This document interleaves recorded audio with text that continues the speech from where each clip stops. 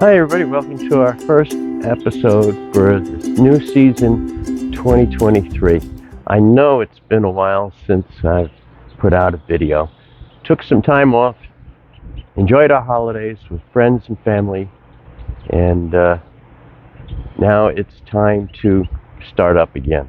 So welcome back to my channel. And what we've been doing is we've been kind of taking it easy, not traveling much. We've been staying in southern Texas, as you can see with the shirt. See, we're winter Texans. We've been staying in the Rio Grande Valley, which is in the southernmost part of Texas. So we're members of the 1,000 Trails, and we upgraded about a year ago to the Adventure package. We had the Elite before. With the Adventure package, it gives us more opportunities to be able to stay in places and go from park to park, which is really, really nice. So 1,000 Trails has a dozen encore parks down here in southern Texas. There's 12 of them, and you can go park to park, stay 21 days at each place. So that's what we've been doing. Now the nice thing is these parks are within like a 30-mile radius down in the valley here. So it's been real convenient. So we've been at a number of places: Fun and Sun, Victoria Palms, Paradise South, Sunshine. We've been to a number of them, and our favorites are Victoria Palms, beautiful park. I mean, that is really, really a resort. And Fun and Sun. Right now we happen to be in Fun and Sun. We've been in Fun and Sun a couple of times. We've been back to Victoria Palms a couple of times. So we're traveling around every 21 days in a very small area. All right, so just want to show you what it looks like down in the Rio Grande Valley. You see 12. And we zoom in, and you can see, I mean, they're all close by to each other. Paradise South, we were there, it was okay. Country Sunshine, haven't tried. Victoria Palms, that's where I'm currently. This is our second time through Victoria Palms in our stay in Texas for the winter, and this place here is definitely a resort. A lot of places say they're a resort, but this, I think, is probably the closest to a resort in my book. They have a beautiful pool. It's busy. Like I said, this is a 55-plus park. This is probably one of our more favorite parks down here in the Rio Grande Valley. It's conveniently located right off of I-2. They are close to the Mexico border. So we went to Nuevo Progreso twice. Just to let you know, Nuevo Progreso is rated as one of the safest cities to travel to in Mexico. We went down, got medicines and stuff, and ate and bought various items. So highly recommended. I didn't feel unsafe in Progreso Nuevo, and Victoria Palms is pretty darn close by. They're in Donna, Texas. This is all considered the Rio Grande Valley. Alamo Palms, that was okay. We went there. There's a Walmart not too far from there. Haven't stayed there. Paradise Park, we were scheduled to stay there. We drove through the park. They let us preview it. The people there were very nice, but I didn't care for the park that much. There didn't have much in the way of like a recreation room and that, so we canceled that and we scheduled ourselves back into Victoria Palms. 21-day stays, boy, it makes it nice. Once every 3 weeks we move, saving a ton of money in gas. Fun and Sun. That is our second most favorite place to go to. The streets are a little narrow, but it's okay. You park on grass. It's not on concrete slabs. That's the nice thing about the Victoria Palms, is you got a nice concrete slab to park the trailer on and concrete patio. So I like it. Fun and Sun is good. Nice heated swimming pool. Rec rooms are good. So, matter of fact, all the rec rooms at Fun and Sun are indoors. You got shuffleboard indoors and quite a few courts in there. Beautiful billiard room if you're into pool. They have little tournaments that take place there. Big dance hall. A really awesome ice cream social on Sundays. $1 if you're wearing your tag, your name tag. $1 gets you a whole bunch of ice cream, and it's top-notch ice cream, Blue Bell. So we really enjoyed the heck out of staying at Fun and Sun. So we've stayed at Alamo, Fun and Sun, Paradise South. That was okay. Like I said, we haven't tried some of the others, but as you can see, within like a 30-mile radius, you got 12 Encore parks. And if you got the adventure package, you can go park to park 21 days. Man, that just saves a bunch of money. Don't have to travel very far on our gas. So we're saving a fortune in gasoline. And so it is good. So we've just been kind of hanging out here at Victoria Palms, and then, matter of fact, we're going back to Fun and Sun. Victoria Palms, like I said, is a really nice resort. It has a really nice billiard room, beautiful pool. There's activities. There's an activity center. They have a restaurant on premises. Not the greatest food. It's not like a 3 or 4 star restaurant, but it's okay, and it's not terribly expensive. So if you don't feel like leaving the park, then you got the restaurant here.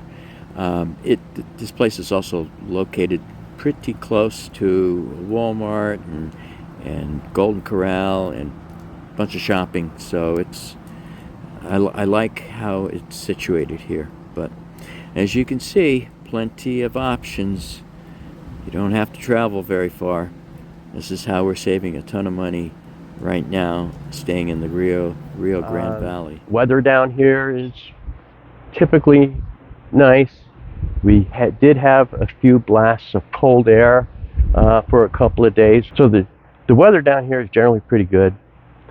We did have a few nights where it got really cold, down into the upper 30s. Not too bad. Did have to fire up the furnace a few times. So, and now this is the end of February. We're heading into March, and now we're in the 90s. So it's getting hot pretty darn quick here. So we're going to be leaving here soon. We're going to be doing a few things to the rig and get it ready for a trip. We're going to head west a bit, and we're going to go to Vegas and visit my father. My father turns 90 in March, so we're going to go out there and see him.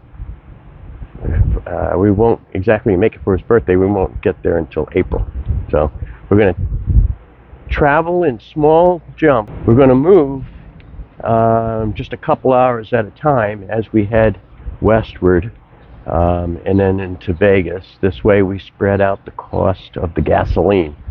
Gas prices is what's been holding us back. We have saved a ton of money though by staying in the Rio Grande Valley. Like I said, there's lots of RV parks to choose from.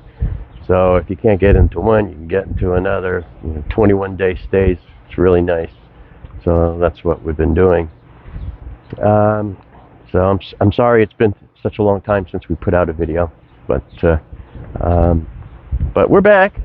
And we're going to be, like I said, moving around again, hitting the road. So it's been awesome staying down here, but it is now starting to get pretty warm.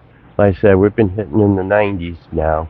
So in a couple of weeks, we're going to be leaving, and we're going to go north.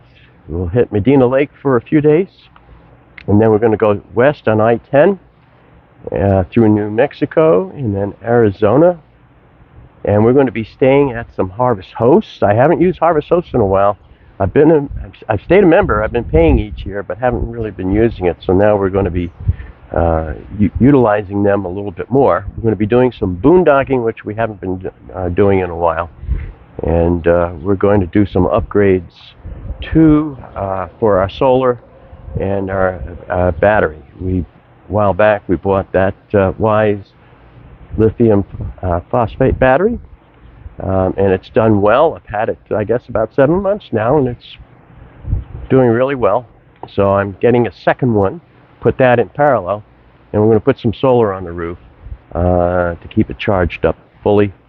I still have the portable 200-watt system, which I'm going to keep and utilize that along with it. But it will be nice to have some solar on the roof, so when we're making those one-night stops at places where I don't have to, completely set up, that will still be charging the batteries up.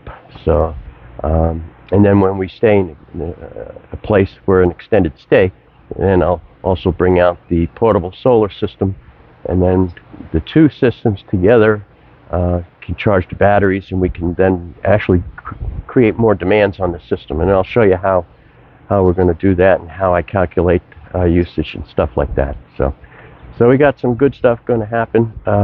Also going to grease up the bearings on the axles before we make the trip out west from here. I did grease up the bearings before we left Florida.